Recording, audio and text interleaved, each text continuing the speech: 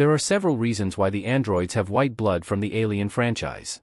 Throughout the series, humans encounter a terrifying alien species that seeks to attack and force them into reproducing their offspring. More often than not, the humans are accompanied by androids.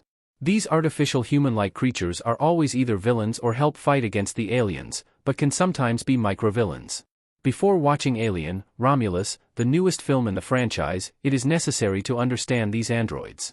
Androids have been a part of the franchise since its first installment, Alien. Although he is not the main villain to Sigourney Weaver's Ellen Ripley, Ian Holm's android character Ash is the secondary antagonist. He bleeds white blood and immediately establishes that all androids in the complete Alien timeline do so as well. 45 years after this film, it is finally time to figure out why Alien's director, Ridley Scott, decided to make the androids have white blood. Ridley Scott didn't want androids to have red blood. They needed something to prove they are not fully human. Andy, David Johnson, in the middle of a spaceship hallway in Alien, Romulus. In an interview for the New York Times, Ridley Scott discusses the reasons he wanted the androids to have white blood instead of red blood in the Alien franchise. He essentially explains how seeing androids with white blood is more uncomfortable. The franchise is of the horror genre as much as it is sci-fi. Thus, this discomfort is necessary since it sets up the idea that the terror will not just come from the aliens for the rest of the franchise. The androids are also creepy creatures to be fearful of. The Alien franchise already stands out as a horrifying creature feature. The cherry on top of it all is the androids and their white blood. At least the aliens are clearly the villains because of their grotesque figures. The androids are not so obvious unless they are already wounded. Sometimes the Alien movies tease who is an android before showing their blood.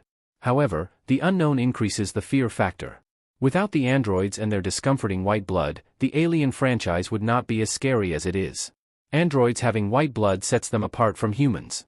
Without white blood, androids are truly indistinguishable. Aliens' androids think, feel, and look like humans. To be distinguished as separate villains or heroes, they need a particular quality to set them apart. If they had red blood, they would seem like normal humans who happen to be secondary villains or heroes. Then the androids would seem pointless for the franchise.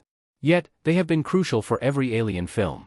If the androids were not set apart from humans, then all the Alien movies would be completely different. Distinguishing the androids from the humans is just as important as setting apart the aliens.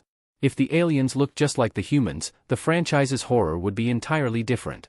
The films would not be creature features, let alone some of the most prominent ones in horror history. For Alien to stand out among this horror subgenre, it needs another distinguished villain. The androids are alien-like enough because of their white blood, despite looking like humans. They make aliens stand out further in horror. Androids' white blood connects to aliens' themes. David and a xenomorph from Alien Covenant. One of the prominent features in the franchise is how the aliens forcing their offspring onto humans is a metaphor for sexual attacks. This metaphor especially comes out with the painful experience the humans undergo with these attacks.